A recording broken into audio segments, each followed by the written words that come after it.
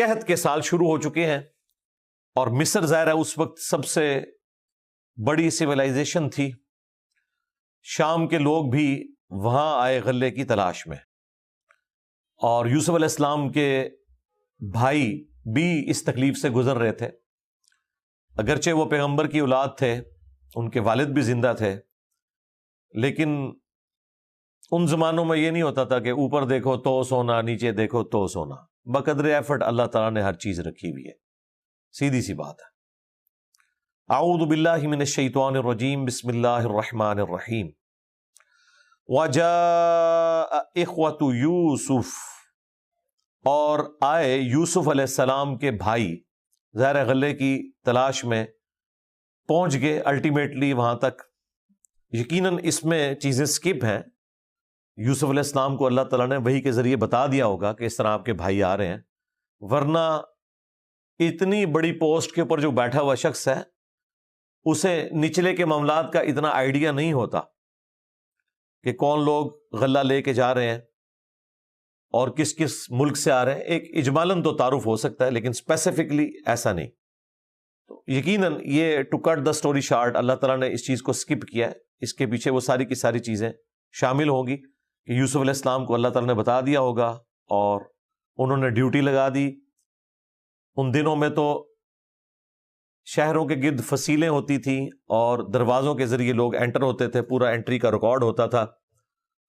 تو یوسف علیہ السلام نے وہاں بتا دیا ہوگا یقیناً کہ اس طریقے سے جو لوگ آئیں گے شام سے تو مجھ سے ان کی ملاقات ضرور کروانی ہے. اور یہ بڑے اچھے طریقے سے انہوں نے وہ ڈرامہ سیریل جو فلمائی ہے ایران والوں نے، اس میں سب کچھ دکھایا ہے.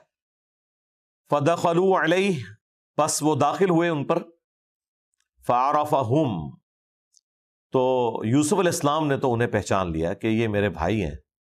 وَهُمْ لَهُ مُنْكِرُونَ، لیکن وہ آپ کو پہچان نہ سکے. اب میرا معصومانہ سوال ہے کہ یوسف علیہ السلام کے بھائی ڈبل صحابہ ہیں. یوسف علیہ السلام کے صحابہ بھی ہیں اور یعقوب علیہ السلام کے، اس سے بھی بڑھ کر پیغمبر کی ڈائریکٹ اولاد ہے. اس کے باوجود وہ نہیں پہچان سکے کہ یہ سامنے جو عزیز مصر کے عہدے کے اوپر فائز ہے شخص، یہ ہمارا بھائی ہے. تو پھر ہم کیوں نہ کہیں کہ بابت شاہی کوئی نہیں، جو کہتے ہیں دلوں کا حال جان لیتے ہیں، یہ ہو جاتا ہے وہ ہو جاتا ہے. کچھ بھی نہیں ہوتا میرے بھائی. جب تک اللہ تعالیٰ وحی کے ذریعے پیغمبر کو نہ بتائے انہیں نہیں پتا چلتا. باقی لوگ تو پھر آپ چھوڑ دیں. وَلَمَّا جَهَّزَهُمْ بِجَهَازِهِمْ، اور جب یوسف علیہ السلام نے ان کے لیے خوراک کا پورا بندوبست کر دیا جس کے لیے وہ لوگ آئے تھے، قَالَ ائْتُونِي بِأَخٍ لَكُم مِّنْ أَبِيكُمْ، تو انہوں نے کہا، اب ظاہر ہے اس میں to cut the story short ہے، یقیناً انہوں نے کانفیڈنس بحال کیا ہوگا، ان کی پوری رودات سنی ہوگی کہ بھئی ماشاءاللہ اتنے بھائی ہو تم، تو کہاں سے آئے ہو، انہوں نے بھی آگے تعارف کروایا ہوگا. تو اس سے سارے کے سارے معاملات آگے چلے ہوں گے. یوسف علیہ السلام نے فرینکنس شو کی، ورنہ ڈائریکٹ وہ کرتے تو کسی بیوقوف آدمی کو بھی اگر یہ بات کی جائے تو اس کے کان کھڑے ہو جائیں گے کہ بھئی اس کا کیا لینا دینا ہمارے اس بھائی کے ساتھ جسے ہم چھوڑ کے آئے ہیں. تو بڑے پلان کے ساتھ یوسف علیہ السلام نے اس کو مینج کیا. لیکن وہ تفصیلات قرآن میں بیان نہیں ہوئی، کیونکہ قرآن کا مقصد کسی کی بایوگرافی ٹائنیز ڈیٹیل تک بتانا نہیں، بلکہ اس سے مورل لیسن حاصل کرنا ہے. لہٰذا یہ مسنگ لنکس قرآن حکیم کے اندر موجود ہوتے ہیں. آپ مختلف واقعات کے اندر دیکھیں وہ موجود ہوتے ہیں. تو انہوں نے کہا کہ قَالَ ائْتُونِي بِأَخٍ لَكُم مِّنْ أَبِيكُمْ، کہ اب جب اگلی دفعہ آؤ گے، ظاہر یوسف علیہ السلام کو تو یہ پتہ ہے کہ یہ 7 سال اب انہوں نے تکلیف قید سالی کی کاٹنی ہے. تو اگلی دفعہ جب آؤ گے، اگر وہ یہ بھی ڈائریکٹلی کہتے ہیں نا کہ اگلی دفعہ تو تم نے آنا ہی ہے، تو پھر بھی ان کے کان کھڑے ہو جاتے ہیں کہ اسے کیسے پتا ہے کہ اگلے سال پھر قحط ہوگا، کیونکہ یہ تو کسی وحی میں نازل نہیں ہوا تھا کہ 7 سال قحط ہونے ہیں. وہ تو بادشاہ کا وہاں خواب تھا اور یہ سارے معاملات تھے. تو انہوں نے یقیناً اسی طریقے سے بات کی ہوگی کہ نیکسٹ بھی کبھی کوئی ایسا موقع آیا تو بھائی اس بھائی کو لے کے آنا جس کا تم ذکر کر رہے ہو، چھوٹا بھائی. تو اس کا فائدہ یہ ہوگا کہ ابھی تو یہ ہے کہ ہر ایک شخص کے بدلے ایک اونٹ کا سامان مل رہا ہے، جب وہ آئے گا تو تمہیں ایک اونٹ کا سامان فالتو مل جائے گا، یہ فائدہ ہوگا. تو تمہارے باپ کی نسبت کی وجہ سے جو بھائی ہے، یعنی ماں تو چونکہ الگ تھی لہذا باپ کا ذکر کیا. الا ترون انی اوفی الکیل وانا خیر المنزلین، کیا تم نہیں دیکھ رہے کہ میں پیمانہ پورا بھر کر دیتا ہوں اور کتنی بہترین میں نے مہمان نوازی کی. تو تم اپنے اس بھائی کو بھی اگلی دفعہ لے کر آنا. اور یاد رکھنا، اور یہ بات انہوں نے غصے میں نہیں کی ہوگی جو اگلی بات ہے، یقیناً فرینکنس میں کی ہوگی. جیسا یہاں بھی لوگ کہہ دیتے ہیں کہ بھئی اگلی بار آئے نا تو یار بچوں کو بھی ساتھ لے کے آنا ورنہ میں نے تمہیں گھر میں انٹر نہیں ہونے دینا. لیکن جب اتنی بڑی پوسٹ کا بندہ یہ بات کر رہا ہو نا، وہ چاہے مزاح میں بھی کر رہا ہو، وہ سیریس لی جاتی ہے.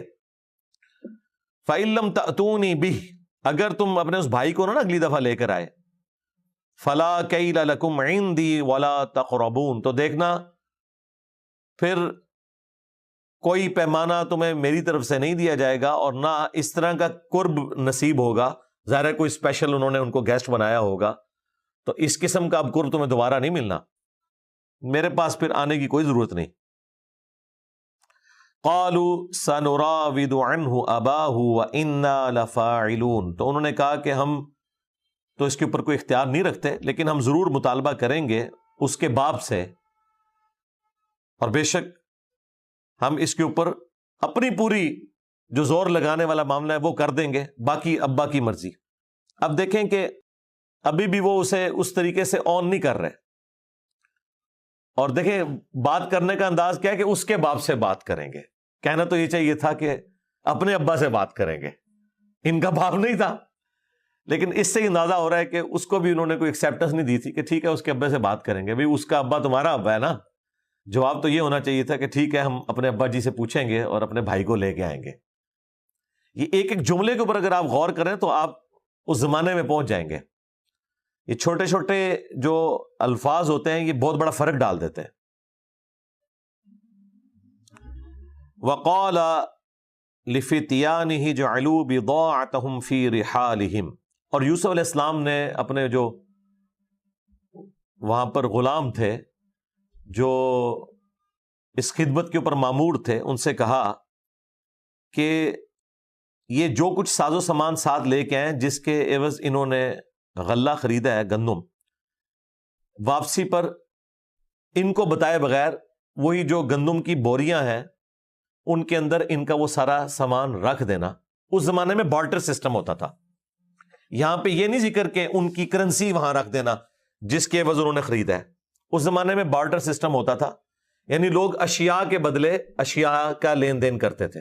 اسی لیے یہاں پہ الفاظ ہیں کہ جو وہ سامان لے کر آئے ہیں نا جس کے بدلے انہوں نے غلہ خریدا ہے، واپسی پہ وہ سامان ان کے غلے میں رکھ دینا. لعلہم یعرفونہا، تاکہ وہ پہچان لیں میری اس مہمان نوازی کو بھی واپسی پر. اذا انقلبوا الی اہلہم لعلہم یرجعون، جب وہ لوٹ کر اپنے گھر والوں کے پاس جائیں تو انہیں ہماری یہ شفقت بھی یاد آئے تو شاید وہ اگلی دفعہ لوٹ کر آ جائیں. یعنی یوسف علیہ السلام نے پورا انشور کیا ہے، ہر طریقے سے ان کے لیے ایک بساط بچھائی ہے کہ جاؤ گے کدھر، ایتھے ہی آؤ گے واپس. فلما رجعوا الی ابیہم، بس جب وہ لوٹے اپنے باپ کی طرف، قالوا یا ابانا، انہوں نے کہا اے ابا جان، منع منا الکیل فارسل معنا اخانا، اے ہمارے ابا جان ہم سے تو وہ غلہ روک دیا گیا ہے، یعنی ہمیں یہ دھمکی لگائی گئی ہے کہ اگلی دفعہ ہم اپنے بھائی کو نہ لے کر گئے تو ہمیں غلہ نہیں ملے گا. یہاں تک کہ بنیامین جو یوسف علیہ السلام کے بھائی تھے ماں کی طرف سے بھی، ان کو آپ ہمارے ساتھ نہیں بھیجتے. وَإِنَّا لَهُ لَحَافِظُونَ، اور بے شک ہم اس کی حفاظت کرنے والے ہیں. اب یہ جملہ جب انہوں نے بولا ہوگا اس کے اوپر یعقوب علیہ السلام کے چہرے پر کیا ناگواری آئی ہوگی اس کا اندازہ کون کر سکتا ہے. بہرحال اللہ تعالیٰ نے یعقوب علیہ السلام کا جواب نقل کیا ہے.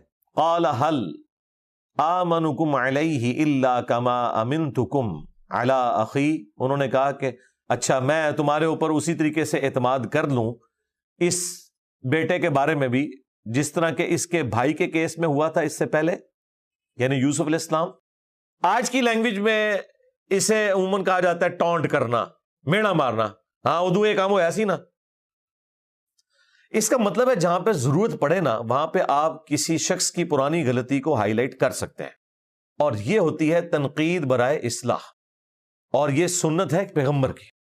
لہٰذا ہم بھی جب کبھی اپنے اسٹوڈنٹ سے کہیں نا کہ بھائی یہ پچھلی دفعہ جو تم نے کام ڈالا تھا نا، آندہ کیمرے کو احتیاط سے لگانا ہے، آڈیو اس کی صحیح طریقے سے ریکارڈ کرنی ہے، اس وقت یہ ہو گیا تھا، تو انہیں برا نہیں ماننا چاہیے، بلکہ انہیں یعقوب علیہ السلام کی سنت سمجھ کے قبول کر لینا چاہیے.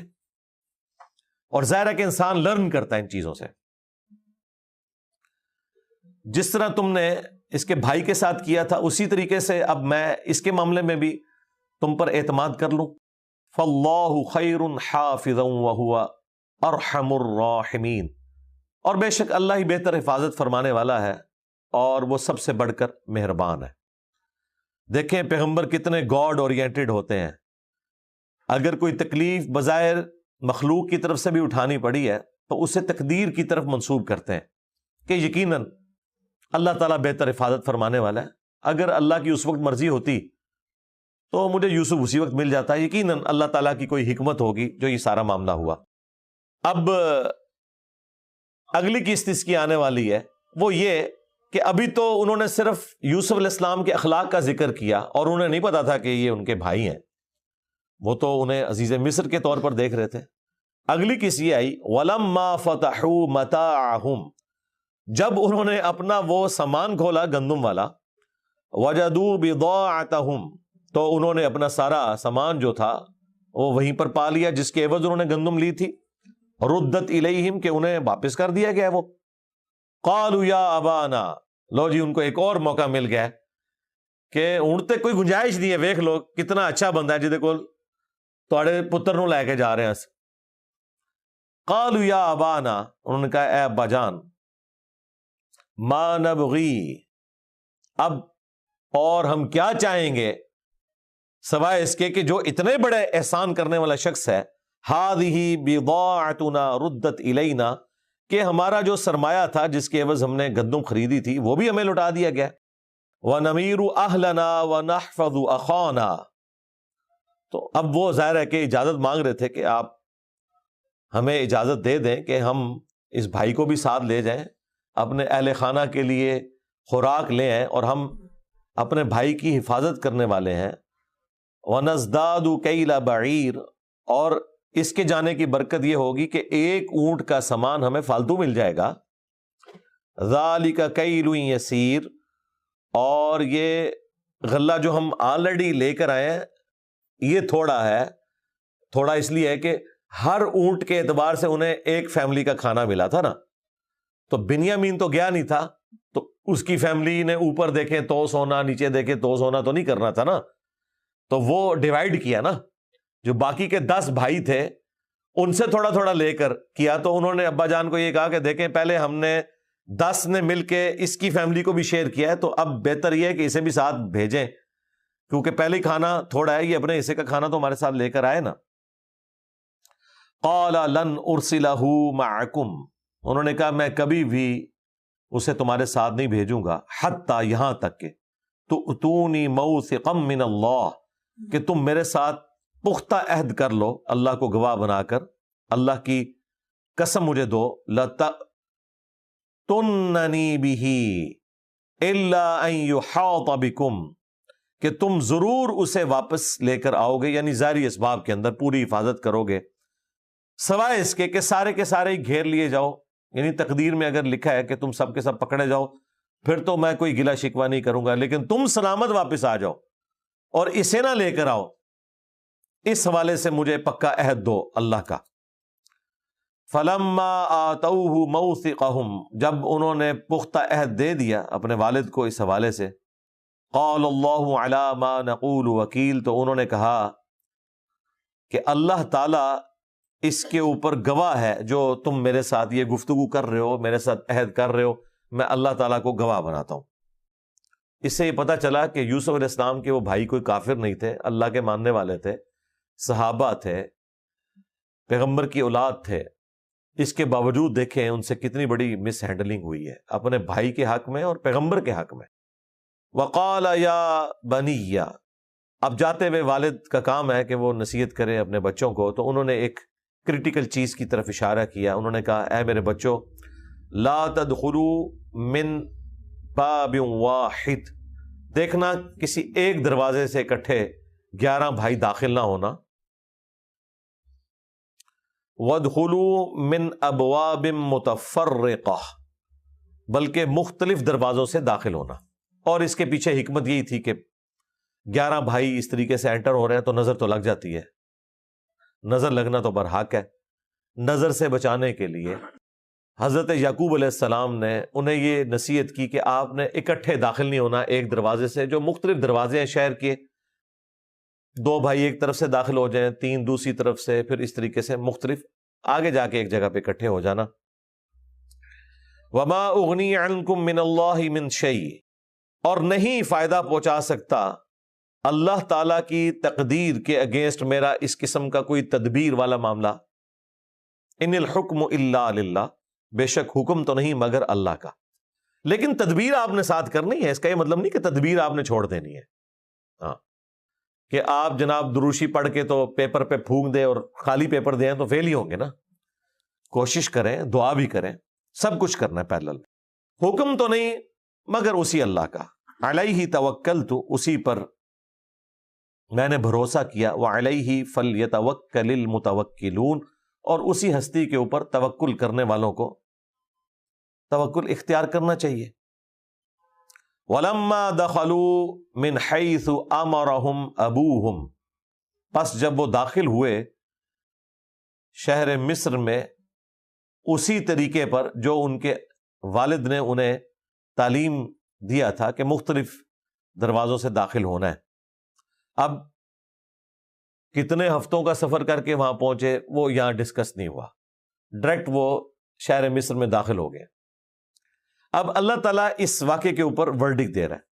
ما کان یغنی عنہم من اللہ من شیء، یہ جو یوسف علیہ السلام کے والد کا مشورہ تھا اپنی اولاد کو، وہ نہیں فائدہ پہنچا سکتا تھا انہیں اللہ تعالیٰ کی تقدیر کے اگینسٹ، الا سوائے اس کے کہ حاجتن فی نفس یعقوب قضاها، کہ یوسف علیہ السلام کہ جو دل میں ایک خیال تھا جو انہوں نے پورا کیا. ظاہر ہے کہ احتیاط والا معاملہ تو ہے اپنی جگہ پہ، اللہ تعالیٰ نے اس کا کیٹاگوریکل ڈینائی نہیں کیا. بتانے کا مقصد یہ ہے کہ دعائیں، اذکار اور اسی طریقے سے اسباب جو ہم اختیار کرتے ہیں ان کی اہمیت اپنی جگہ، لیکن جو تقدیر میں تکلیف آنا لکھی ہوئی ہے وہ بہرحال آنی ہے، وہ نہیں ٹلے گی. البتہ جو تقدیر میں لکھا ہوا ہے کہ اگر یہ دعا کرے گا یا یہ تدبیر اختیار کرے گا تو میں اس کے لیے یہ معاملہ بدل دوں گا، وہ بدل جائے گا. یہ دونوں چیزوں میں فرق ہے، ورنہ تو دعا کی اہمیت ہی ختم ہو جائے نا. اس لیے اللہ تعالیٰ نے ساتھ کیا بات ارشاد فرمائی، وَإِنَّهُ لَذُو عِلْمٍ لِمَا عَلَّمْنَاهُ، اور بے شک یعقوب علیہ السلام صاحب علم تھے اس علم کے سبب جو ہم نے ان کو سکھایا تھا. یعنی یہ اللہ تعالیٰ نے ہی سکھایا تھا کہ نظر بد سے بچنے کا طریقہ ایک یہ بھی ہے. وَلَٰكِنَّ أَكْثَرَ النَّاسِ لَا يَعْلَمُونَ، لیکن اکثر لوگ اس حقیقت کو نہیں جانتے. تو اللہ تعالیٰ نے یہ معاملات ضرور سکھائے ہوئے ہیں اذکار کی شکل میں، تدبیر کی شکل میں، لیکن بہرحال عقیدہ یہ کلیئر کر لیں کہ اس کے باوجود اگر کوئی ایسا معاملہ ہو جائے پھر اللہ تعالیٰ کو کوئی گلہ شکوہ نہ کرے، بلکہ اسے تقدیر کا حصہ سمجھے کہ ان تمام چیزوں کے باوجود ایسا ہونا ہی ہے. اور یہ سب کچھ انبیاء کرام کے ساتھ بھی ہوا، صحابہ کرام کے ساتھ بھی ہوا. جو تکلیف پہنچنی ہے وہ تو پہنچنی ہے. اب دیکھیں غزوہ احد سے ایک دن پہلے صحیح بخاری میں آتا ہے نبی علیہ السلام کو یہ منظر دکھایا گیا کہ ان کے سامنے ایک گائے ذبح ہو رہی ہے. تو نبی علیہ السلام نے غزوہ احد سے پہلے ہی بتا دیا تھا کہ مجھے اللہ تعالیٰ نے خواب دکھایا ہے. تو اس کی تعبیر یہ ہے کہ جو صحابہ کرام کو تکلیف پہنچے گی اس جنگ کے اندر وہ پہلے ہی دکھا دی گئی تھی. تو آپ کیا سمجھتے ہیں نبی علیہ السلام نے دعائیں نہیں کی ہوں گی اس مصیبت کو ٹالنے کے لیے؟ یقیناً اپنی تو پوری تدبیر استعمال کی ہوگی، لیکن جو تکلیف آنی تھی وہ تو آئی. تو یہاں پر بھی جو تکلیف یعقوب علیہ السلام کے حصے میں لکھی تھی وہ تو آنی تھی. ایک تکلیف سے تو بچ گئے کہ نظر نہیں لگی، لیکن دوسری تکلیف جو بڑی تھی کہ جس بیٹے بنیامین میں وہ اپنے گمشدہ بیٹے یوسف کو تلاش کرتے تھے وہ بھی جاتا رہا. مشکلیں پڑی اتنی کہ آسان ہو گئی. اب یہ آخری درجے کی ایک تکلیف ان پہ آ گئی اور اس سے یعقوب علیہ السلام کو بھی کلک کر گیا کہ اب یہ جو اتنے بڑے لیول کی تکلیف میرے پر آئی ہے اس کا مطلب ہے کہ ابھی بھی میرا امتحان باقی تھا. کیونکہ اللہ تعالیٰ توحید کے حوالے سے پیغمبر کے کیس میں تو بہت سینسٹیو ہے. یوسف علیہ السلام سے جو شدید محبت تھی نا وہ پیغمبر کے کیس میں تو اللہ تعالیٰ برداشت نہیں کرتا کہ مخلوق کی محبت اتنی دل میں گھر کر جائے کہ کہیں توحید کمپرومائز ہو جائے. اگرچہ پیغمبر کی توحید کبھی کمپرومائز نہیں ہوئی لیکن جس اعلیٰ درجے کی توحید ہے پیغمبروں کی اس کیس میں تو ذرا سی لغزش بھی برداشت نہیں کی جاتی. اور وہ جو لغزش والا معاملہ تھا اس کی کمپنسیشن بھی یعقوب علیہ السلام نے تلاش کر لی تھی. بنیامین میں وہ اپنے اس بیٹے یوسف کو دیکھتے تھے. جب تک بنیامین کو الگ نہ کیا جاتا یوسف علیہ السلام کے والد یعقوب علیہ السلام کی جو تکلیف ہے وہ اپنی ایپیکس کو نہیں پہنچنی تھی. جو قرآن میں بھی ہے کہ اہل ایمان اور انبیاء پکار اٹھتے ہیں کہ اللہ کی مدد کب آئے گی تو پھر اللہ تعالیٰ کہتا ہے کہ بے شک اللہ کی مدد قریب ہے. یہ مدد اس وقت قریب آتی ہے جب اپنے ایپیکس کو معاملہ پہنچ جاتا ہے. وَلَمَّا دَخَلُوا عَلَى يُوسُف تو جب وہ داخل ہوئے یوسف علیہ السلام کے پاس ان کے محل میں. ظاہر ہے یوسف علیہ السلام نے تو پہلے ڈیوٹیاں لگائی ہوئی ہوں گی. آگے جی آوا الیہ تو انہوں نے اپنے قریب بلایا اخاہ اپنے بھائی کو جو ان کا بھائی تھا. بھائی تو سارے تھے جو والدہ کی طرف سے بھی کامن تھا. قال انی انا اخوک تو ان کا بے شک میں تیرا بھائی ہوں گمشدہ بھائی جو یوسف. اب یہ بات کرنے کے لیے انہوں نے کتنا ٹائم لیا ہوگا کتنا ذہن بنایا ہوگا اور اس کے بعد یہ بات کی ہوگی ورنہ تو انہوں نے خوشی سے کیا ان کا حال ہونا تھا. تو وہ ساری کی ساری چیزیں ضبط والی کی اور وہ انہوں نے اس فلم کے اندر فلمایا ہے کہ کس طریقے سے انہوں نے اپنا میسج ان تک پہنچایا. فلا تبتئس بما كانوا يعملون تو اب غم زدہ نہ ہونا جو کچھ ان بھائیوں نے کیا خواہ وہ یوسف علیہ السلام کے ساتھ کیا یا ان کے بعد بنیامین کے ساتھ بھی کیا. اس اعتبار سے کہ ظاہر ہے کہ وہ اسے وہ مرتبہ تو نہیں دیتے ہوں گے جس کے بڑے بھائی کو انہوں نے مرتبہ نہیں دیا جیلسی فیکٹر کی وجہ سے اور اسی بڑے بھائی کی محبت کو جس بھائی کے اندر ان کا والد تلاش کرتا تھا تو اسے بھی کبھی ایکسیپٹنس نہیں ملی ہوگی. یقیناً اس میں تو کوئی بات دوسری رائے ہو ہی نہیں سکتی. اسی لیے یوسف علیہ السلام نے تسلی دی. فَلَمَّا جَهَّزَهُمْ بِجَهَازِهِمْ اب پھر وہی سٹیج آ گئی کہ جب پورا ساز و سامان انہوں نے دے دیا ان کو تو اب یوسف علیہ السلام کو اللہ تعالیٰ نے ایک ترکیب سجھائی کہ آپ اس طریقے سے کریں اور اس بھائی کو روک بھی لیں اپنے پاس اور باقی بھائیوں کو پتہ بھی نہ چلے اور وہاں پر جو قانون تھا اس کی وائلیشن بھی نہ ہو. اور اس تدبیر کو اللہ تعالیٰ نے اپنی طرف منسوب کیا. کذالک کدنا لیوسف یہ ہم نے یوسف کو سکھایا تھا. کیا سکھایا تھا؟ اب یہ ایک طرح کا آپ سمجھ لیں توریہ بھی ہے تقیہ بھی ہے لیکن جب کیٹاسٹرافک کنڈیشن ہو تو اس طرح کی تدبیر اختیار کرنا یہ جائز ہے. جب وہ پورا ساز و سامان ان کو دے دیا جعل السقایۃ فی رحل اخی تو انہوں نے اپنا ایک قیمتی جو پیالہ تھا نا وہ اپنے بھائی کے ساز و سامان میں رکھ دیا. ثم اذن مؤذن اور پھر ایک پکارنے والے نے پکارا اور ظاہر فوراً تو نہیں پکارا وہ سامان میں طریقے سے رکھ دیا. اس کے بعد وہ قافلہ روانہ ہو گیا. پیچھے سے آواز لگائی کیونکہ یہ ایک آواز لگانے والا جو آواز لگا رہا ہے تو یقیناً تھوڑا وہ دور چلے گئے ہوں گے ورنہ تو پتہ چل جاتا کہ یہ پیچھے کیا پلان ہو رہا ہے. اس نے آواز دی ایتھا العیر انکم لسارقون اے قافلے والو بے شک تم تو کوئی شک نہیں اس کے اندر کہ چور ہو ضرور چور ہو. قالوا واقبلوا علیہم ماذا تفقدون تو انہوں نے حیرت زدہ ہو کر جواب دیا کہ تمہاری کون سی چیز گم گئی ہے جس چوری کا الزام ہم پہ لگا رہے ہو؟ ہم تو وہی غلہ لے کے نکلے، چوری کہاں سے کر لی؟ قالوا نفقد صواع الملک، انہوں نے کہا کہ ہمارا جو بادشاہ ہے نا، اس کا ایک پیالہ ہے بڑا قیمتی، وہ گم ہو گیا۔ وَلِمَنْ جَاءَ بِهِ حِمْلُ بَعِيرٍ، اور جو شخص بھی ڈھونڈے گا نا اسے ہم ایک اونٹ کے برابر غلہ فری دے دیں گے انعام کے طور پر۔ اور پکا کر دیا، کہیں شک بھی نہ پڑے۔ تو مطلب اس کے بعد انہیں یقین آ گیا ہوگا کہ یقیناً کوئی چیز گمی ہوئی ہے، کوئی ہمارے خلاف پلان نہیں ہو رہا۔ وَأَنَا بِهِ زَعِيمٌ، اور اس ندا دینے والے نے کہا کہ میں اس کا ضامن ہوں کہ اگر کوئی یہ گمشدہ پیالہ لے آئے، جہاں سے بھی لے آئے، تو ہم اسے ایک اونٹ کے برابر غلہ دیں گے۔ قالوا تاللہ، انہوں نے کہا اللہ کی قسم، لقد علمتم ما جئنا لنفسد فی الارض، بے شک تم لوگ خوب جانتے ہو کہ ہم کوئی زمین میں فساد مچانے نہیں آئے، ہم تو خود 2 وقت کی روٹی کے لیے یہاں پہ آئے ہوئے ہیں۔ خدا خدا کر کے ہمیں یہ غلہ ملا ہے، تو ہم نے اس قسم کی حرکت کیوں کرنی ہے کہ جس کی وجہ سے ہم اپنے لیے اتنا بڑا فساد کھڑا کر لیں؟ اتنی بڑی سلطنت کے ایک بڑی پوسٹ کے بندے کے ساتھ ایسے کیسے ہو سکتا ہے؟ لاجیکلی تو بات ٹھیک ہے۔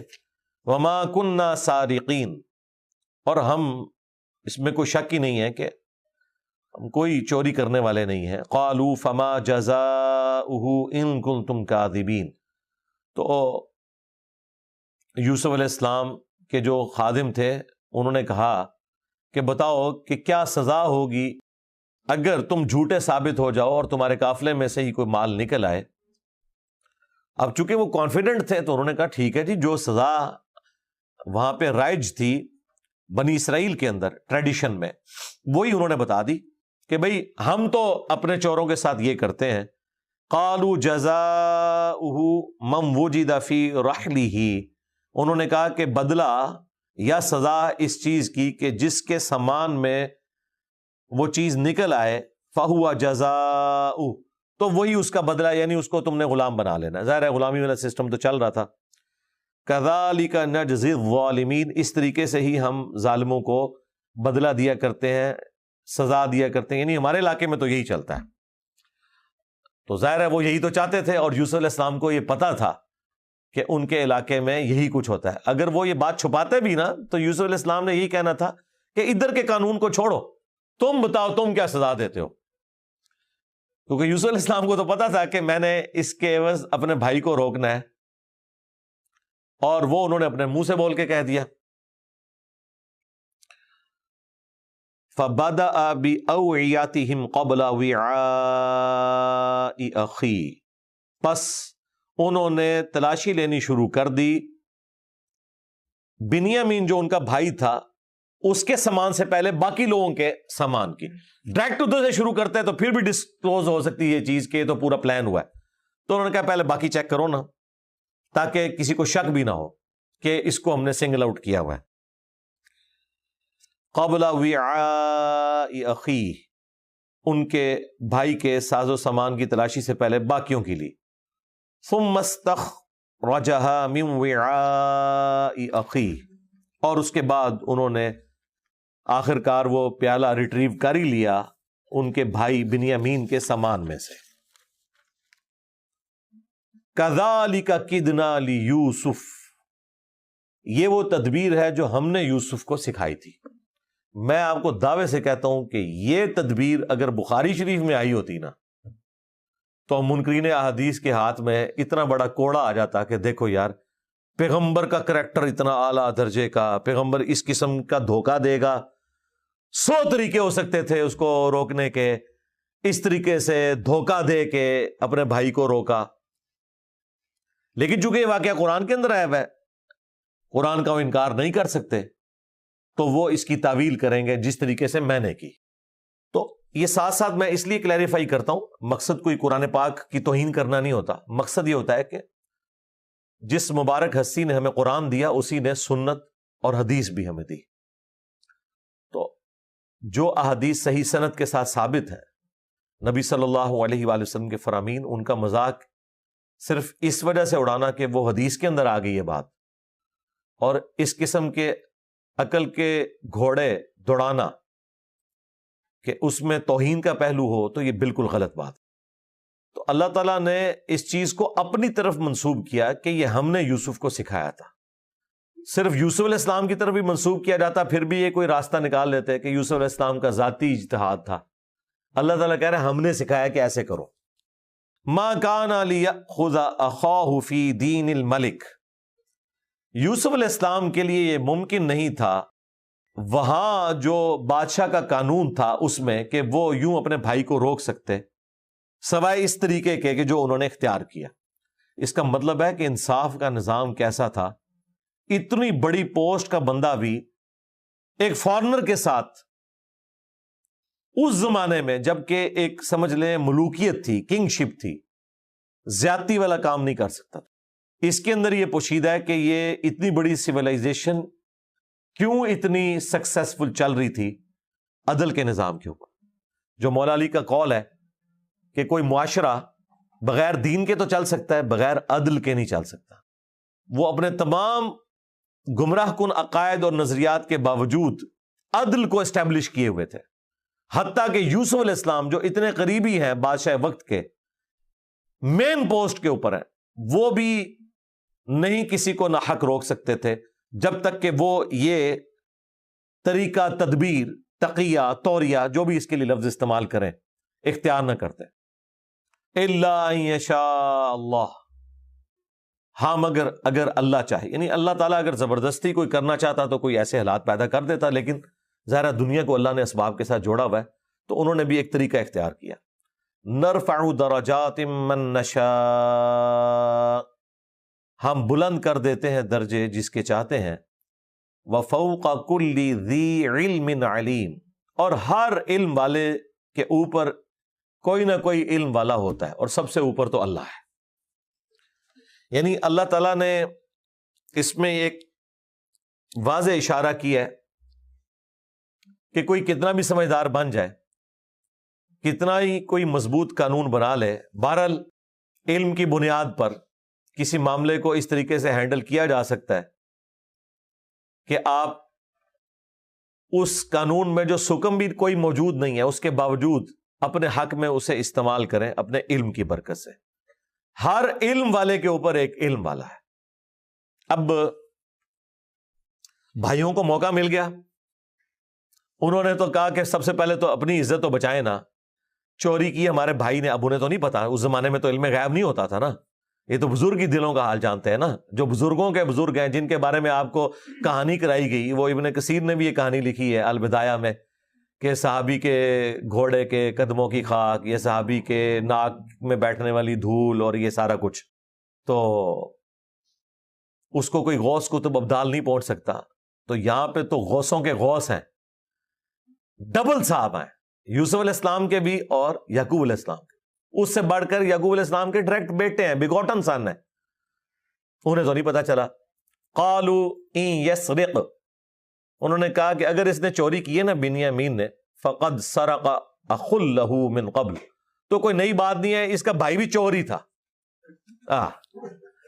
اچھا اب دیکھیں کڈی دشمنی ڈیمو اور لڑے نے کیسی سنبھال کے رکھی سی انہوں نے گال، ایک ظلم کیا، اس سے آپ کو پتا چلا کہ ابھی تک اندر کی پلیدی نہیں گئی ہوئی تھی، وہ رو رو کے معافیاں جو مانگی تھی انہوں نے اپنے والد سے، وہ سب ڈرامہ بازی تھی۔ سیدھا انہوں نے الزام لگایا کہ بھائی یہ کوئی نئی بات نہیں ہے، اس کا وہ بھائی بھی تو چور ہی تھا نا۔ اور یہاں تو قرآن نے اتنا نقل کیا، ہو سکتا ہے انہوں نے آگے یہ کہا ہو کہ آپ کو بڑا شوق تھا نا کہ اس پرانو لے کے آؤ تک لو، اسی وجہ سے نہیں سی لے آتے، دیکھے کام پایا انہیں، پتہ نہیں کنیاں گلاں کی ہونی نے، یا ان سے نہ کی ہوں آپس میں تو کی ہوں گی۔ اچھا اب قرآن تو خاموش ہے کہ یہ جو الزام لگایا چوری کا یوسف علیہ السلام کے اوپر ان کے بھائیوں نے، کیا کوئی ایسا واقعہ ہوا تھا؟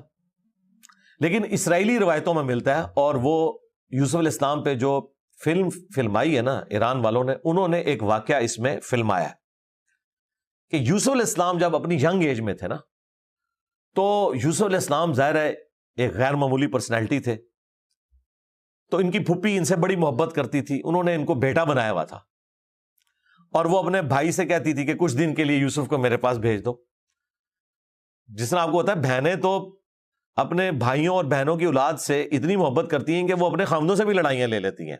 یہ لادہ بات ہے کہ شادی کے بعد جب وہ اپنی بھانجی اور بھتیجی کو لے کے آئیں تو وہ دشمن اول وہی خالہ اور پھوپھی بن جاتی ہے. یہ لادہ بات ہے، کیونکہ اپنی سلطنت میں تو کوئی شیئر نہیں کرنے دیتا نا. شرک تو دیکھیں بندہ بھی نہیں برداشت کرتا، اللہ نے کہاں سے برداشت کرنا ہے؟ عورت شرک نہیں برداشت کرتی، وہ شرک ہی ہو رہا ہوتا ہے نا.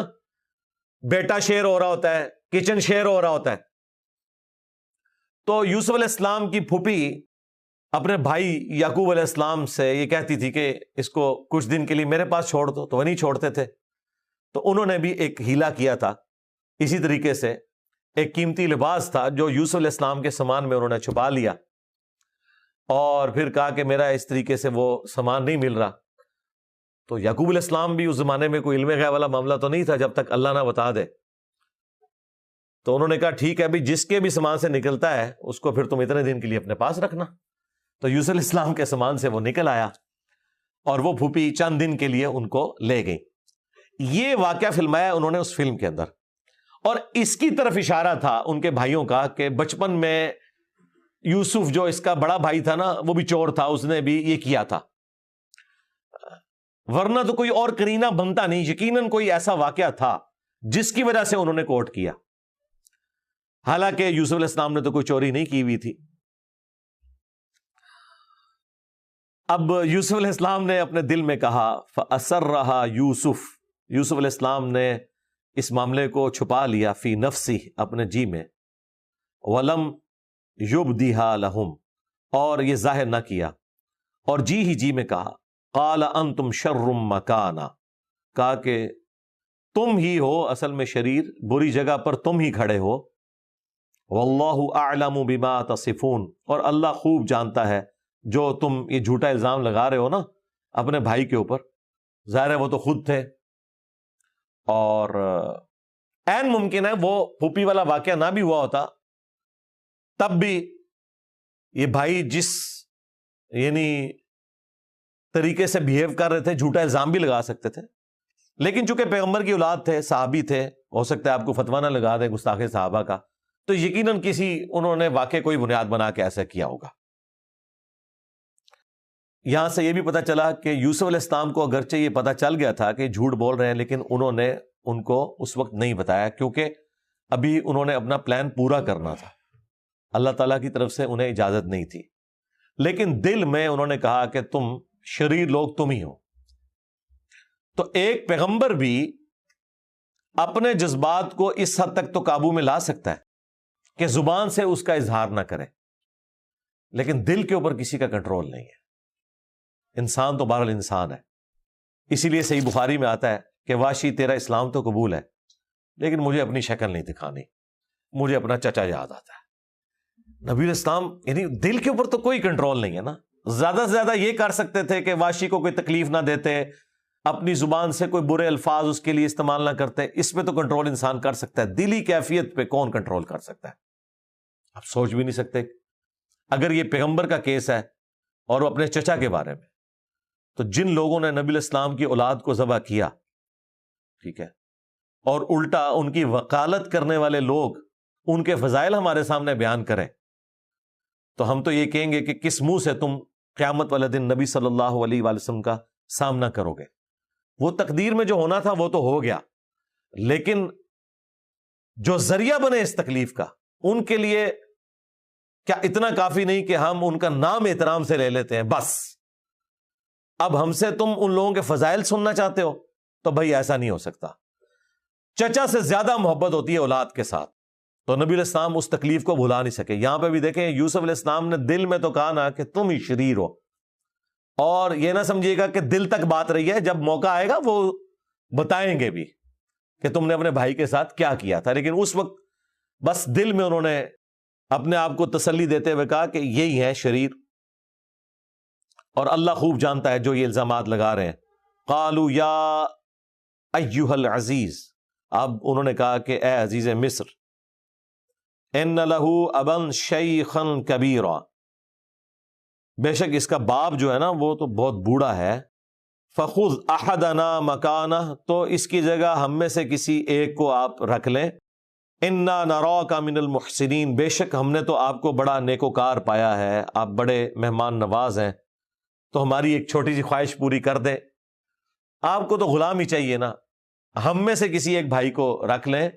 ہمارے ابا جان تو ظاہر ہے ابا سے تو محبت کرتے ہی تھے، یہ نہیں تھا ابے کی محبت کی خاطر تو انہوں نے یہ سارے کا سارا معاملہ کیا تھا۔ انہوں نے کہا ابا جان تو ہمارے اس غم کو برداشت نہیں کر سکیں گے، تو آپ اس طرح کریں، ہم نے تو اللہ کا وعدہ پورا کیا ہوا ہے، اپنے باپ کے ساتھ عہد لیا تھا انہوں نے، اگر جب تک ہم سب کے سب نہ گھیر لیے جائیں اس وقت تک ہمارا یہ عذر قبول نہیں ہوگا، تو آپ ہم میں سے کسی ایک کو رکھ لیں تاکہ ہم اپنے والد کو یہ کہہ تو سکیں کہ ابا جان دیکھیں ہم نے اپنے فلاں بھائی کو فدیے کے طور پر دے دیا ہے، اور شاید اس وقت وہ یہ بھی کہتے ہیں کہ دیکھیں جس طرح ہمارے دادا نے کیا تھا کہ اسماعیل علیہ السلام کی قربانی کا جب معاملہ ہوا تھا تو فدیے کے طور پر مینڈا نازل ہوا تھا، دیکھیں ہم نے تو اپنے بھائی کو ایک فدیے کے طور پر دے دیا ہے آپ کے اس چور بچے کے پیچھے۔ ظاہر وہ تو چور ہی سمجھ رہے ہیں، انہیں تو حقیقت نہیں پتا، وہ تو ظاہر پہ فتویٰ لگا رہے ہیں، بالکل ٹھیک لگا رہے ہیں، ان کے سامنے ہوا ہے سارا معاملہ۔ تو ان کا ہمارے ابا بوڑھے ہو چکے ہیں، مطلب غم وہ نہیں سہ سکیں گے، تو آپ مہربانی کریں، اتنے نیک آدمی آپ۔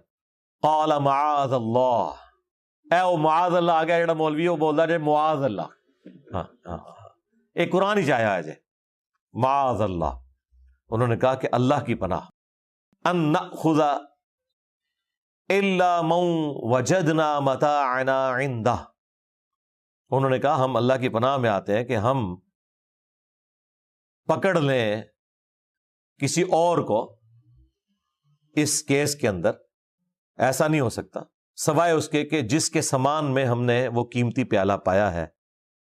انا اذا لظالمون، اور اگر ہم ایسا کرتے ہیں، اللہ کی پناہ میں آتے ہیں کہ ہم اس قسم کی کوئی حرکت کریں کہ ہم پکڑ لیں کسی ایسے شخص کو کہ جس کے سامان میں وہ نہیں نکلا، تو ہم تو ظالموں میں شمار ہو جائیں گے، تو ایسا کام ہم بالکل نہیں کر سکتے۔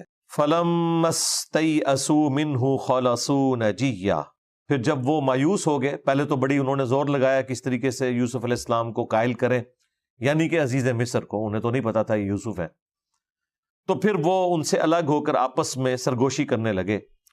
قال کبیرہم، تو ان کے جو بڑے بھائی تھے انہوں نے کہا الم تعلموا ان اباکم قد اخذ علیکم موثقا من اللہ، کیا تمہیں یاد نہیں کہ تمہارے باپ نے تم سے ایک پختہ عہد لیا تھا اس حوالے سے، ومن قبل ما فرطتم فی یوسف، جبکہ اس سے پہلے تم یوسف کے معاملے میں جو کچھ کر چکے ہو۔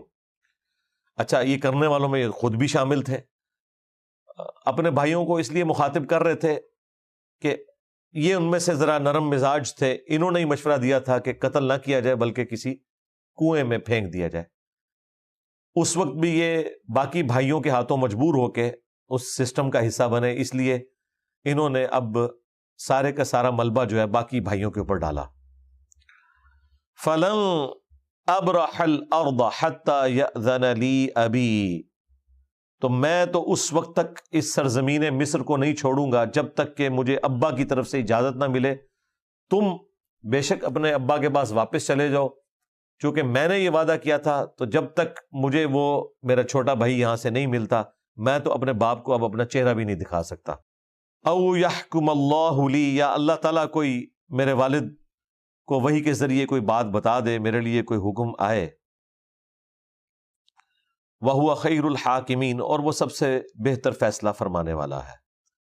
ارجعوا إِلَىٰ أَبِيكُمْ، اب لوٹ جاؤ اپنے والد کی طرف، فَقُولُوا، اور ان سے جا کر عرض کرو، یا ابانا، اے ہمارے ابا جان، اِنَّ ابْنَكَ سَرَقَ، بے شک آپ کا بیٹا تو چور نکلا، وَمَا شَهِدْنَا إِلَّا بِمَا عَلِمْنَا، اور ہم آپ سے وہی بیان کر رہے ہیں جو ہم نے اپنی آنکھوں سے دیکھا ہے۔ اور ظاہر ہے کہ دیکھا تو انہوں نے یہی تھا کہ بنیامین کے سامان میں سے ہی وہ قیمتی پیالہ نکل آیا۔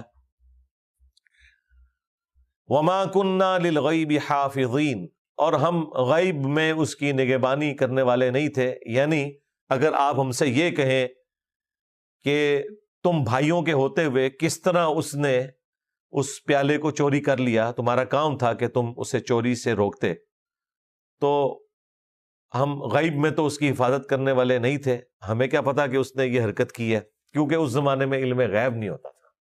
ہاں دیکھیں، یہ پیغمبر کی اولاد ہیں، پیغمبر کے صحابہ ہیں، اور وہ اپنے ابا کو کہہ رہے ہیں کہ ہمیں کیا پتا کہ اب آپ کے بیٹے نے ہماری غیر موجودگی میں کیا کیا، ہمیں تو غیب کا تو پتہ ہی نہیں تھا۔ اور یہاں پہ یہ کہتے ہیں کہ کوئی بڑے سے بڑا بزرگ بھی کسی صحابی کے گھوڑے کی خاک کو نہیں پہنچ سکتا، اور بزرگوں کے بارے میں یہ لوگ کلیم کرتے ہیں کہ وہ دلوں کے حال جانتے ہیں۔ یہاں پہ جو بزرگوں کے بزرگ ہیں وہ کہہ رہے ہیں کہ ابا جان ہمیں تو نہیں پتا چلا۔ وَاسْأَلِ الْقَرْيَةَ الَّتِي كُنَّا فِيهَا، اور اگر آپ نے اس کی تصدیق کروانی ہے تو پوچھ لیں اس بستی والوں سے جن میں ہم رہے، سب کے سامنے یہ معاملہ ہوا کہ آپ کے اس بیٹے نے چوری کی۔ وَالْعِيرَ الَّتِي أَقْبَلْنَا فِيهَا، اور ان قافلے والوں سے پوچھ لیں جو ہمارے ساتھ قافلہ گیا ہوا تھا، جو باقی وہاں کے لوگ ساتھ گئے ہوئے تھے، ان سے بھی آپ پوچھ سکتے ہیں۔ اگر آپ کو ہم بھائیوں پہ یقین نہیں کہ ہمارے اندر کوئی جیلسی فیکٹر ہے، تو باقی گاؤں کے لوگ بھی تو ساتھ گئے ہوئے تھے، ان سے پوچھ لیں۔ وَإِنَّا لَصَادِقُونَ، اور بے شک ہم ضرور آپ سے سچی بات کر رہے ہیں۔ اب اس سے بڑی بات ہو گئی ہے، یہاں تو علم غیب ان صحابہ کا فارغ ہوا تھا جو پیغمبر کی اولاد تھے، آگے علم غیب جو ہے وہ حضرت یعقوب علیہ السلام کا بھی فارغ ہو رہا ہے، جو انہوں نے کلیم کیا ہوا ہے بزرگوں کے بارے میں۔ انہوں نے آگے سے کیا کہا؟ قَالَ بَلْ سَوَّلَتْ لَكُمْ أَنفُسُكُمْ أَمْرًا، انہوں نے کہا کہ نہیں، یہ جو کچھ ہوا ہے نا، یہ تمہارے نفسوں نے تمہارے لیے معاملہ آراستہ کر دیا ہے۔ فَصَبْرٌ جَمِيلٌ، تو میں اب صبر ہی کروں گا۔ یعنی جس طرح یوسف علیہ السلام کے کیس میں تم نے میرے ساتھ کیا تھا نا، وہی کچھ میرے بیٹے کے ساتھ تم نے کر دیا۔ تمہارے نفس نے تمہیں یہ پٹی پڑھائی کہ یہ مجھ سے میرا دوسرا بیٹا بھی تم چھین لو۔ تو مجھے بتائیں، کیا یہ مذاق کر رہے تھے حضرت یعقوب علیہ السلام؟ اسیسمنٹ ان کی بالکل ٹھیک تھی کہ یہ جیلسی تو کرتے تھے۔ تو جس طرح انہوں نے مجھ سے یوسف چھینا، یوسف اور بنیامین کی والدہ مشترکہ تھیں اور یہ باقی 10 بھائی ان سے جیلسی کا شکار تھے، تو تم نے مجھ سے میرا دوسرا بیٹا بھی چھین لیا۔ کیوں کہ یوسف علیہ السلام کے یوں غائب ہونے سے حضرت یعقوب علیہ السلام اپنی تکلیف کو رفع کرنے کے لیے اسی کے چھوٹے بھائی بنیامین میں یوسف کو دیکھتے تھے اور اس سے ڈبل محبت کرتے تھے۔ تو انہوں نے کہا کہ ٹھیک ہے، جس طرح تمہیں وہاں پہ جیلسی فیکٹر تھا نا، تو یہ تمہارے نفسوں نے ہی تمہیں پٹی پڑھائی ہے۔ فَصَبْرٌ جَمِيلٌ، تو میں اب صبر ہی کروں گا۔ اس کا مطلب ہے کہ یوسف علیہ السلام کے والد یعقوب علیہ السلام کو، جو وقت کے پیغمبر ہیں، ابھی تک نہیں پتا، ورنہ وہ کبھی یہ الزام نہ لگاتے۔ ایک نبی کے شان ہے کہ وہ کسی مسلمان کو تو چھوڑ دے، کسی کافر پہ بھی اس قسم کا الزام لگائے کہ تم لوگ مجھ سے غلط بیانی کر رہے ہو، تم نے خود یہ سارا کام کیا۔ ان کی اسیسمنٹ تھی یہ۔ اگر علم غیب والا معاملہ ہوتا تو کبھی یہ بات نہ کرتے۔ علم غیب تب ہوتا ہے جب اللہ تعالیٰ اپنے پیغمبر کو بتاتا ہے، اس کے بغیر کسی کو علم غیب نہیں ہوتا۔ اور پیغمبر کے بتانے کے بعد پیغمبر اپنی امتوں تک پہنچاتے ہیں، اسی لیے پیغمبروں کے لیے ہم نبی کا لفظ استعمال کرتے ہیں، غیب کی خبریں دینے والا۔ نبی کے لیے جو علم الغیب یا غیب کی خبر نہ مانے وہ تو مسلمان ہی نہیں ہے، لیکن عقیدہ یہ ہے کہ اللہ کے بتانے سے انہیں معلوم چلتا ہے، نہ کہ وہ خود کوئی کمپیٹنسی ایسی حاصل کر لیتے ہیں۔ وہ کہتے ہیں میں صبر کروں گا۔ عسى اللہ ان یأتینی بہم جمیعا، قریب ہے کہ اللہ تعالیٰ میری ساری اولاد مجھے واپس کر دے، یعنی وہ بیٹا بھی جو بڑے والا وہاں پہ رک گیا، یوسف بھی واپس آ جائے، بنیامین بھی واپس آ جائے۔ انہ هو العلیم الحکیم، بے شک وہ علم والا ہے، حکمت والا ہے۔ اب یہ بڑی کانٹے کی بات ہے، جب مشکلات اپنی پیک پہ پہنچتی ہیں نا، تو ان مع العسر یسرا، ہر مشکل کے بعد آسانی ہے۔ تو حضرت یعقوب علیہ السلام کو یہ سمجھ آ گئی کہ یہ بھی اگلی میری آزمائش ہے، کیونکہ مجھ سے بیٹا تو لیا گیا تھا، اللہ تعالیٰ اپنے پیغمبر کے دل میں اس کی اولاد کی محبت کو بھی برداشت نہیں کرتا ایکسٹریم لیول کے اوپر، توحید کے منافی سمجھتا ہے پیغمبر کے حق میں۔ عام بندوں کے لیے تو بات چل جاتی ہے۔ تو انہوں نے اپنے اس غم کو غلط کرنے کے لیے چھوٹے بیٹے میں اپنے اس بیٹے یوسف کی محبت کو تلاش کرنا شروع کر دیا تھا، اب ان کو یہ سمجھ آ گیا کہ اللہ نے یہ دوسرا بیٹا بھی مجھ سے چھین لیا ہے، یعنی مجھے اب آخری درجے میں آزما لیا ہے، قریب ہے کہ اب اللہ تعالیٰ مجھے وہ دوسرے بیٹے بھی واپس کر دے۔ تو یہ ایک اللہ تعالیٰ کی سنت ہے کہ جب مشکل اپنی پیک پہ پہنچتی ہے، متی نصر اللہ، اللہ کی مدد کب آئے گی، تو اس وقت پھر اللہ تعالیٰ کی مدد آ جاتی ہے جب انسان کی تکلیف اپنے ایپیکس کو پہنچتی ہے۔ وَتَوَلَّى عَنْهُمْ، تو پھر انہوں نے منہ پھیرا اپنے ان بیٹوں سے جو یہ بری خبر لے کے آئے تھے۔ وَقَالَ يَا أَسَفَا، اور کہا ہائے افسوس، عَلَى یوسف، یوسف کے بارے میں، وَابْيَضَّتْ عَيْنَاهُ مِنَ الْحُزْنِ فَهُوَ كَظِيمٌ، تو ان کی آنکھیں سفید ہو چکی تھیں غم کے سبب، اور اپنے اس تکلیف کو ضبط کرنے کے سبب وہ ضبط بھی کرتے تھے، لیکن رو رو کر ان کی آنکھیں بالکل سفید ہو گئیں۔ اور یہ سین انہوں نے فلمایا ہے جس طریقے سے، وہ ایران والوں نے اس فلم کے اندر پیغمبر یوسف کے اندر واقعی انہوں نے سفید وہ پھر آنکھیں دکھائی بھی ہیں، اور جس طریقے سے وہ ایکٹنگ کی ہے وہ کمال کی ہے۔ بہرحال اب وہ چونکہ یوسف کو یاد کر رہے ہیں، تو اس کے جواب میں اب باقی اولاد ظاہر ہے وہ پھر بھڑک اٹھی۔ قالوا تاللہ، وہ کہنے لگے اللہ کی قسم، تفتأ تذکر یوسف، کہ آپ ہر وقت یوسف کو یاد کرتے رہتے ہیں، حتی تکون حرضا او تکون من الہالکین، یہاں تک کہ آپ کی صحت نہ بگڑ جائے یا آپ اپنے آپ کو اب ہلاک کر لیں گے یوسف کے غم میں، اسے بھلا دیں، کیونکہ سٹوری تو انہوں نے یہی پیش کی تھی کہ اسے بھیڑیا کھا گیا، تو مرنے کے بعد صبر آ جانا چاہیے۔ لیکن یوسف علیہ السلام کے والد کو یہ پتا تھا کہ یہ معاملہ کوئی اور ہوا ہے، اور عنقریب اللہ تعالیٰ میری اس آزمائش کو ختم کرے گا۔ لیکن یہ عنقریب آپ کوئی تھوڑا عرصہ نہ سمجھیے گا، یہ آلموسٹ 40 سال لگے ہیں، یہ تکلیف کاٹنی پڑی ہے انہیں۔ جب وہ بیٹے اپنے باپ کو تسلی دیتے ہیں تو آگے سے حضرت یعقوب علیہ السلام کہتے ہیں، قال انما اشکو بثی وحزنی الی اللہ، وہ کہتے ہیں دیکھو میں تو اپنی اس تکلیف کی فریاد، اپنے اس دکھ درد اور مصیبت میں جو رجوع لانے والا معاملہ ہے اس غم کا، وہ اللہ ہی کی طرف کرتا ہوں۔ وَأَعْلَمُ مِنَ اللَّهِ مَا لَا تَعْلَمُونَ، اور میں اللہ کی طرف سے وہ کچھ جانتا ہوں جو تم نہیں جانتے۔ یہ ہے کانٹے کی بات۔ وہ پیغمبر کیا جانتے ہیں کہ مشکلیں پڑی اتنی کہ آسان ہو گئیں، اور ان مع العسر یسرا، ان مع العسر یسرا، ہر مشکل کے بعد آسانی آنے والی ہے۔ تو انہیں یہ سمجھ آ گئی کہ اب یہ اس بڑے لیول کی جو تکلیف آئی ہے، اس کے بعد مجھے لگتا ہے کہ اللہ تعالیٰ میرا یوسف بھی مجھے واپس کر دے گا، بنیامین بھی واپس آ جائے گا، اور وہ بڑا بیٹا بھی مجھے الٹیمیٹلی واپس مل جائے گا۔ اور یہ جو میں تشریح کر رہا ہوں نا، اس کو سپورٹنگ اگلی آیت بھی ہے، یا بنیہ، اے میرے بیٹو، اذهبوا فتحسسوا من یوسف، جاؤ اور میرے یوسف کا سراغ لگاؤ، وَأَخِيهِ، اور اس کے بھائی کا، وَلَا تَيْأَسُوا مِن رَوْحِ اللَّهِ، اور دیکھنا اللہ کی رحمت سے مایوس نہ ہونا۔ یہ وہ ایک اکتا تھا جو حل ہو گیا، حضرت یعقوب علیہ السلام کو پتا چل گیا کہ اب یوسف مجھے مل جائے گا، اب مجھے یقین آ گیا کہ اس تکلیف میں جو اس ایپیکس کو مجھے اللہ نے پہنچایا ہے، اس کے بعد میرے لیے آسانی آئے گی، جاؤ اس کو تلاش کرو۔ اِنَّهُ لَا يَيْأَسُ مِن رَوْحِ اللَّهِ، بے شک اللہ تعالیٰ کی رحمت سے مایوس نہیں ہوتے إِلَّا الْقَوْمُ الْكَافِرُونَ، مگر وہ جو ہوتے ہی ناشکرے ہیں، کفر کی روش اختیار کرنے والے ہیں۔ دونوں ترجمے ہو سکتے ہیں۔ اب یوسف علیہ السلام کے بھائیوں کو ان کے والد نے کہا کہ جاؤ واپس۔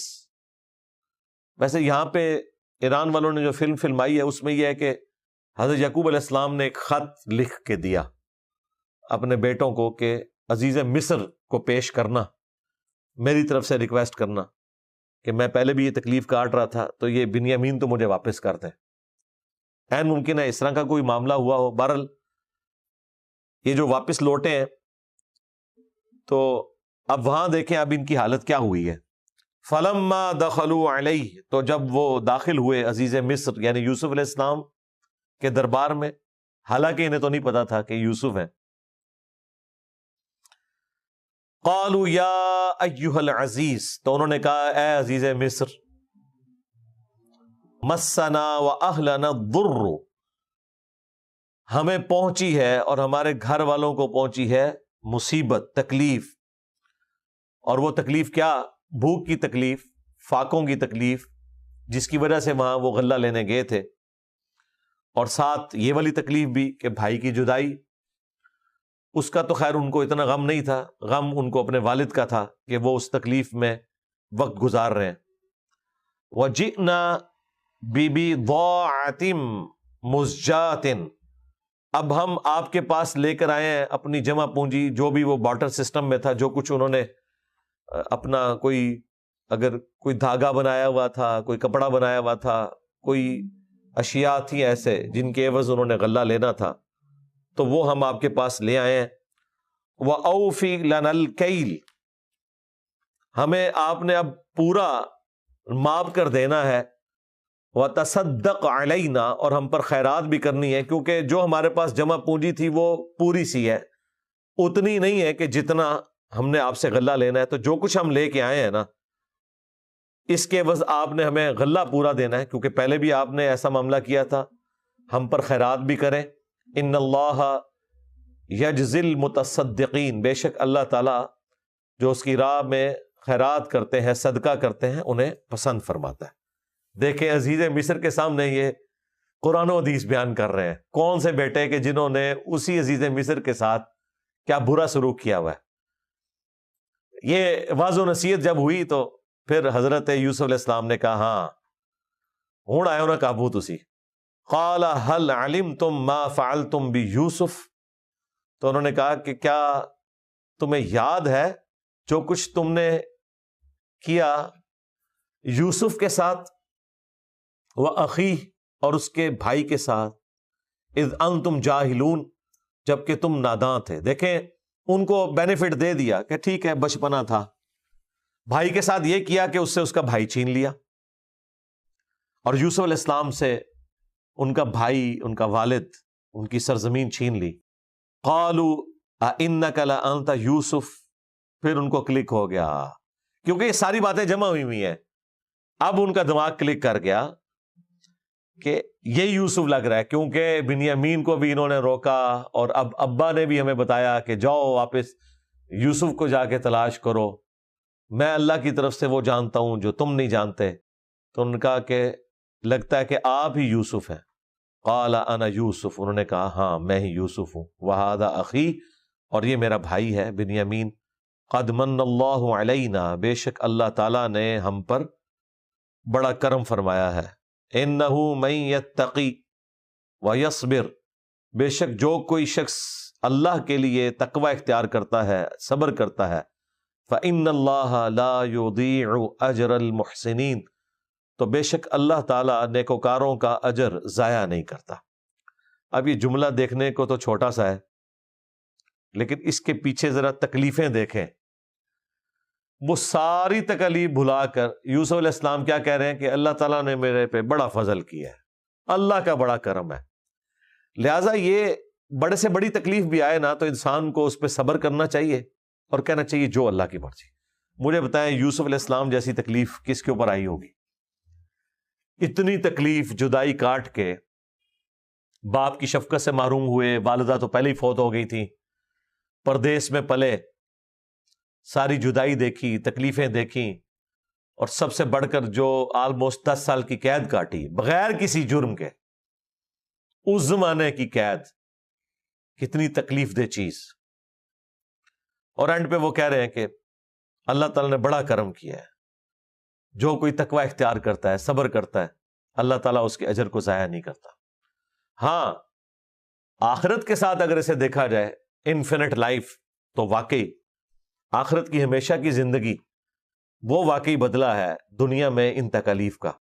قالوا تاللہ لقد آثرک اللہ علینا، تو اب سارے بھائی جب انہوں نے دیکھا، ظاہر ہے عہدہ بھی تھا، تھوڑی بہت کوئی غلطی کا بھی احساس ہو گیا تو انہوں نے کہا اللہ کی قسم اللہ تعالیٰ نے آپ کو ہم پر بزرگی دی ہے، یعنی وہ 12 بیٹوں میں سے آپ کو اللہ تعالیٰ نے چنا ہے کہ آپ وارث بنیں گے حضرت ابراہیم علیہ السلام کی اس چین کا، جو انبیاء کی چین چل رہی ہے، جو بخاری مسلم میں حدیث ہے۔ نبی علیہ السلام سے پوچھا گیا کہ لوگوں میں سب سے بہترین انسان کون ہے؟ تو نبی علیہ السلام نے فرمایا کریم ابن کریم ابن کریم ابن کریم، یوسف بن یعقوب بن اسحاق بن ابراہیم۔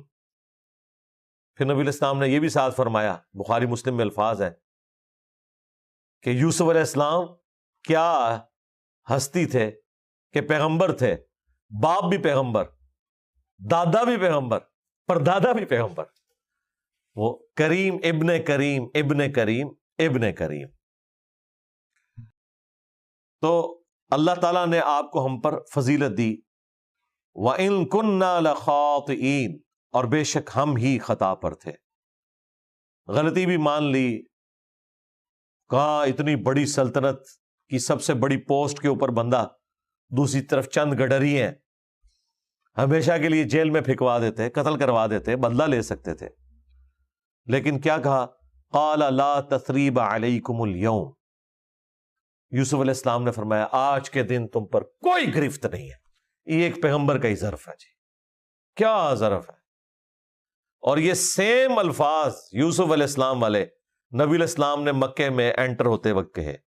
سارے تیار بیٹھے تھے کہ آج تو نبی علیہ السلام فاتح کی حیثیت سے آئے ہیں، ہم نے آپ کے ساتھ جو ظلم کیے، آپ کے ساتھیوں کے ساتھ ظلم کیے، آج تو یہ ہم سے بدلہ لیں گے۔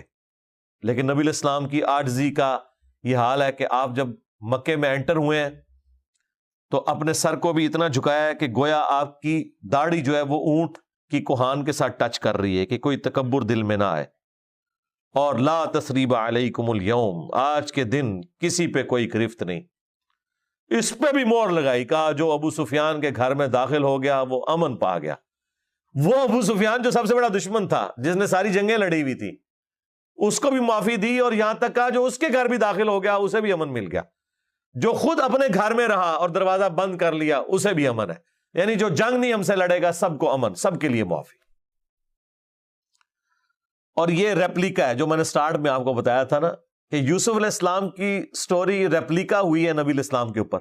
یوسف علیہ السلام کے بھائیوں نے جو کچھ ان کے ساتھ کیا، یہاں پہ قریش مکہ نے بھی اس شخصیت کے ساتھ جو ان کے اپنے قبیلے سے تھی، جسے وہ صادق اور امین کہتے تھے، یہی سلوک کیا کہ انہیں شہر مکہ سے نکلنے پر مجبور کر دیا۔ وہاں پہ بھی یوسف علیہ السلام کو اللہ تعالیٰ نے بادشاہ بنایا، یہاں پہ نبی علیہ السلام کو اللہ تعالیٰ نے فتح مکہ کروا دی۔ تو یوسف علیہ السلام نے جس طرح اپنے بھائیوں سے انتقام لینے سے انکار کر دیا اور کہا کہ میں نے تمہیں معاف کیا، یہاں پہ بھی نبی علیہ السلام نے بھی وہی بات ریپیٹ کی۔ اور ان ساری چیزوں کے پیچھے آپ جو سب سے بڑا فیکٹر ہڈن، وہ اللہ کی رحمت کا ہے۔ دیکھیں 2/3 قرآن مکے کا دھمکیوں پہ مشتمل ہے۔ اللہ تعالیٰ نے اس چیز کی بھی پرواہ نہیں کی کہ کل کو کوئی کافر اس چیز کا تانا دے کہ 2/3 قرآن میں دھمکیاں آئی ہیں کہ تم پر وہ دن، بڑے دن کا عذاب آئے گا جو اگلی قوموں پر آیا تھا اگر تم نے ہمارے پیغمبر کو نہ مانا۔ جس طرح کہ قوم شعیب پر آیا، قوم فرعون کے اوپر آیا، قوم صالح کے اوپر آیا، قوم سمود کے اوپر آیا، ہود علیہ السلام کی قوم کے اوپر آیا، تم پر بھی بڑے دن کا عذاب آئے گا۔ یہ دھمکیاں تھیں نا مکے کے لوگوں کے لیے، ایگزیکیوٹ بھی ہونا چاہیے تھا اسی انداز میں، تو معافی کی تو کوئی گنجائش بنتی ہی نہیں تھی۔ لیکن اللہ تعالیٰ کی صفت رحمت اس قدر غالب ہے کہ سب کے لیے معافی کا اعلان کر دیا۔ اور دیکھیں پھر اللہ نے ان کو ایمان بھی دیا، اور انہی کے ذریعے اللہ تعالیٰ نے اسلام کو ایک شوکت دی۔ نبی علیہ السلام کی لیگیسی کو پھر وہی لوگ آگے لے کے چلے ہیں نا۔ تو انہوں نے کہا آج کے دن تم پر کوئی گرفت نہیں، یغفر اللہ لکم، اللہ تعالیٰ تمہارے گناہوں کو معاف کرے، تمہاری غلطیوں کو معاف کرے، وَهُوَ أَرْحَمُ الرَّاحِمِينَ، اور وہ سب سے بڑھ کر مہربانی فرمانے والا ہے۔ دیکھیں پیغمبر گاڈ اورینٹڈ ہوتے ہیں. تکلیف کاٹی ہے پیغمبر نے, وہ کہہ رہے ہیں اللہ معاف کرنے والا ہے, اللہ تمہیں معاف کرے. اللہ اکبر.